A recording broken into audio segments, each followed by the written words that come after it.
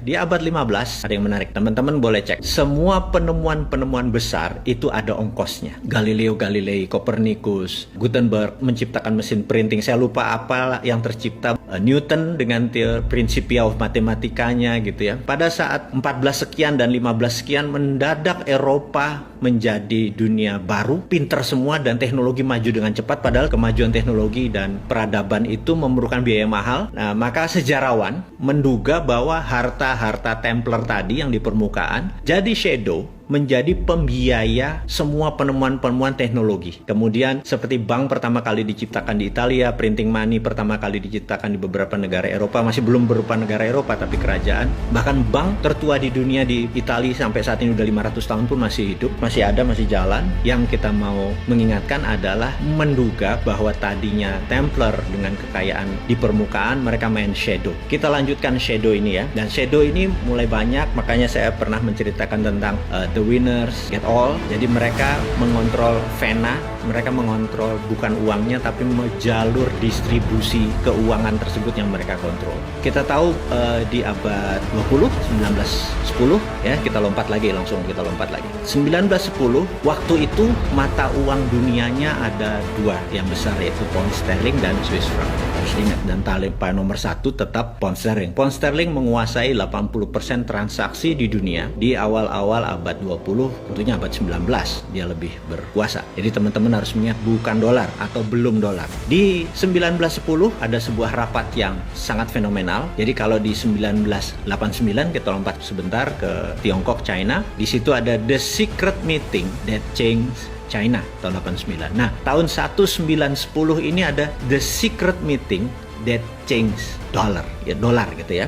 Jadi ada sebuah meeting besar di Jacqueline Island. Jadi teman-teman boleh cek Jacqueline Island 1910 gitu ya. Apa yang terjadi? Jacqueline Island 1910. Nah, di situ akan Anda lihat bahwa ada rapat yang luar biasa antara Partai Republik seperti sekarang ini lagi rapat dengan Partai Demokrat yang diinisiasi oleh keluarga Rothschild. Kita akan masuk sebuah nama nih, keluarga Rothschild. Oke, kemudian apa inisiasinya? Inisiasinya adalah meminta currency dunia adalah dolar gitu ya. Sementara pada saat itu Demokrat sangat cenderung miring ke Inggris atau ke Britania dan mereka sangat tidak setuju dengan mata uang menggunakan dolar. Walaupun dolar adalah dolar Amerika, tapi mereka merasa nggak akan bisa dolar mengontrol 80% transaksi dunia. Sama seperti apa yang dilakukan yuan pada saat ini dengan 1,7% dari nilai transaksi dunia. Kita tahu 70-80% adalah menggunakan dolar. Toto yuan menyatakan dirinya akan challenge Amerika. Jadi sama persis seperti apa yang dimaui Rothschild, yaitu walaupun pound sterling dan Swiss franc juga dikuasai Rothschild, tapi dia ke depan melihat bahwa dolar is the future, dolar is the sunrise. Nah,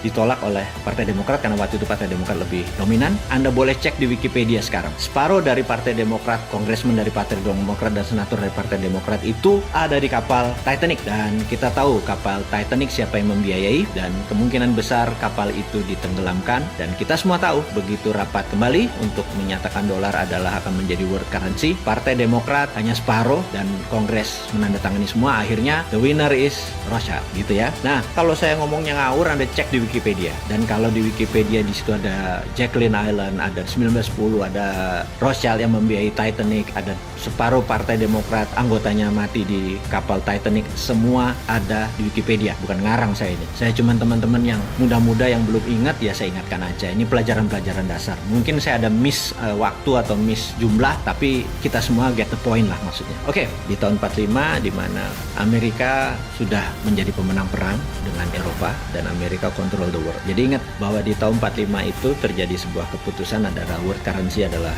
dolar, di mana delegasi Prancis tidak setuju, tapi 2 minggu kemudian delegasi Prancis menandatangani persetujuan tersebut. Kemudian Perang Dunia Kedua berakhir dan dunia menjadi baru dengan tatanan dunia baru. Oke, saya mau melompat lagi bahwa itu adalah cerita sejarah mundur dari zaman Templar sampai 1945, kemudian selama 70 tahun, ya sampai sekarang 75 tahun, Amerika control the world, Amerika Amerika control the currencies, Amerika control semuanya. Ingat, saya mau menceritakan bukan Amerika yang control world mengenai sistem pembayaran. Amerika memang memiliki dolar sebagai world currency, tetapi kita mau mengingatkan bahwa sistem pembayaran, payment system, payout system, transaksi dikuasai oleh globalis. Saya mau kasih contoh, dan berkali-kali cerita ini saya udah kasih contoh kepada teman-teman semua. Kalau saya punya uang, saya mau transfer $1.000 ke rekening Anda, sahabat semua, kita datang ke Bank Mandiri, saya ngisi formulir nama Anda, kemudian saya kasih $1.000 ke bank tersebut.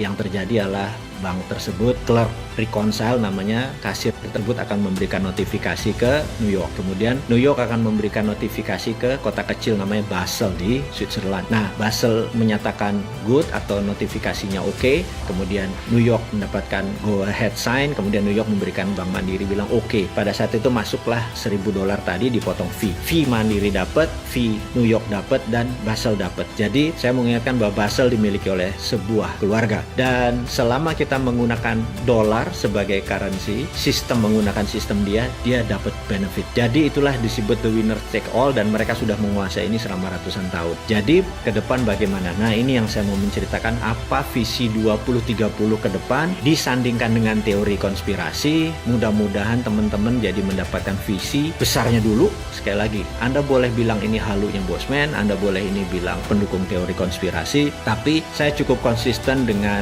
450 video yang kita buat, cukup konsisten. Jadi kalau ada orang nanya, gila ya, dia ngayal tiap hari selama 450 hari dan rencananya masih ada 550 hari ke depan. Saya bilang ya, memang timnya ada 7 orang doktor yang membuat ini semua. Jadi bukan seorang Bosman ilmunya bodoh gitu, geblek begitu orangnya gitu kan, nggak ada pinter-pinternya, cuman dikasih tahu, dikasih pinter, ya udah kita menjadi corongnya teman-teman gitu ya. Oke, saya akan menceritakan apa yang bulan Maret lalu sebenarnya saya sudah ungkapkan, bahwa satu, apa itu visi 2030 dari kacamata globalis. Sekali lagi ya, dari kacamata globalis. Apa sih yang globalis mau gitu ya? Globalis ini musuhnya adalah nasionalis. Jadi dia anti orang-orang yang nasionalis dan patriotis gitu. Dia anti. Jadi saat ini yang paling ontohot, yang paling borokokok adalah si Trump itu. Dia nasionalis, patriotis. Globalis nggak suka gitu ya. Siapa lagi globalis? Globalis adalah yang mengatur tatanan dunia baru, bukan country. Nih saya harus puter-puter teman-teman atau sahabat semua biar paham. Oke, kita lanjut. Apa visi 2030 untuk globalis? Visinya dia ingin mengontrol currency. Oke, ini kalimatnya saya vulgarkan. Ada 20 step, 20 langkah yang akan dia lakukan dari sekarang sampai 2 tahun ke depan. Sekarang ini nanti kita bahas ya. Jadi begini, langkah pertama adalah mengendalikan media mainstream di 194 negara. Saya ulangi lagi. Globalis mengontrol media mainstream, media utama di 194 negara gitu ya. Amerika, Indonesia, Tiongkok, nggak peduli dia. Pokoknya kontrol 194 negara. Kontrol. Entah kontrol direct, indirect, payment, atau ada orang di dalam, terserah. Berapa lama melakukannya? We never know. Bisa 10 tahun, bisa 5 tahun, yang jelas mereka sudah mengontrol saat ini. Kemudian, nomor 2, melepas virus yang sedikit deadly, atau melepas virus yang lebih mematikan sedikit dibandingkan influenza atau flu gitu ya. Langkah kedua. Langkah ketiga, semua media yang di tangan dia dibuat berita-berita bahwa COVID menakutkan, mematikan. Anda lihat video di Cina ada orang mati berdiri, di Italia ada gini. Sahabat semua, itu by design, itu propaganda ya. Nomor 3, create fear, menciptakan ketakutan. Keempat, menyarankan total lockdown, Nah, tujuannya apa? Tujuannya dia ingin memukul ekonomi hingga separuh dari transaksi di dunia saat itu gitu ya. Kemudian dia ingin 50% populasi dari tenaga kerja menjadi unemployed, tidak bekerja. Oke? Dan ini dipukul bergantian dengan total lockdown di beberapa negara gitu ya. Nomor 5, dia menyebarkan PCR yang sangat sensitif. Ini harus diingat lagi nih ya. Menyebarkan PCR yang sangat sensitif. Dengan kesensitifan yang sangat sensitif tersebut sehingga di mana-mana COVID ini menyebar seakan-akan sangat cepat gitu ya. Oke, saya lanjutkan lagi. Dan ini terus dipukul sampai November kemarin karena tujuannya adalah political tool untuk memukul Trump. Jadi Trump menang atau Trump kalah, tugas COVID dalam political tool sudah selesai. Tapi tugas COVID sebagai pandemic, sebagai economic tool, sebagai biological tool, pandemic tool masih belum selesai. Sekali lagi, political tool sudah selesai. Karena political tool sudah selesai, maka tugas COVID sudah berbeda nih ya, sekali lagi. Dan ini yang harus diingat. Maka setelah banyak lockdown, banyak pengangguran, segala macam. Nah, ini yang paling penting. Akan diterbitkan placebo vaksin. Ini kurang ajar.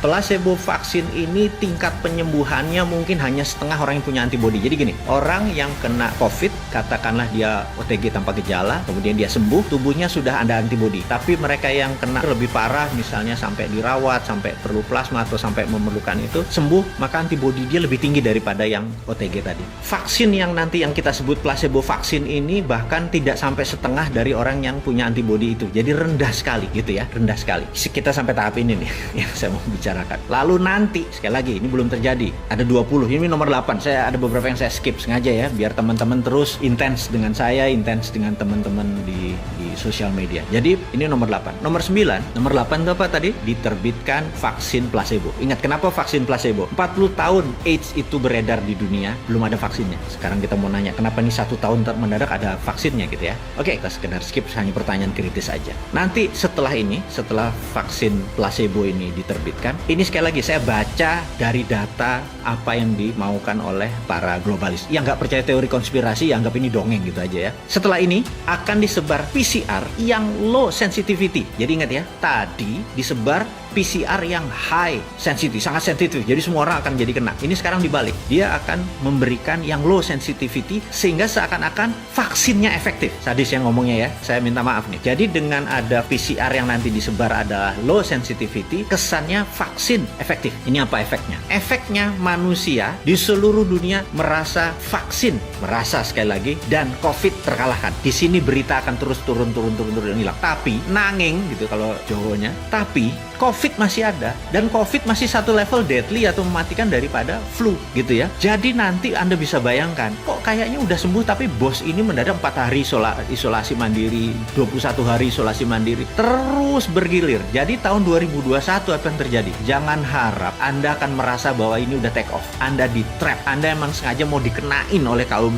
globalis itu supaya terpapar lebih dari 60% penduduk dunia. Itu targetnya. Dengan terpapar itu dengan tingkat kematian 3-4%, hilang berapa puluh ribu atau ratus ribu manusia. Itu tujuan mereka gitu ya. Dan sekali lagi, teori konspirasi Anda boleh nggak percaya. Wes sakarepmu, bosman kok gitu, nggak sakit hati kita. Lanjut ya. Nah, setelah tadi PCR tadi low sensitivity, orang lupa, orang keluar lagi, tapi waduh, yang sakit, yang terpapar yang kesana kemari makin lebih cepat. Itu maunya mereka, dan ekonomi makin berantakan karena kita makin kikuk. Kok ini lockdown apa enggak, PSBB apa enggak, makin kusut. Dunia ke depan itu makin kusut gitu. Nah, lalu siap apa yang mereka luncurkan? Mereka akan meluncurkan digital currency. Ini yang sebenarnya mereka mau gitu.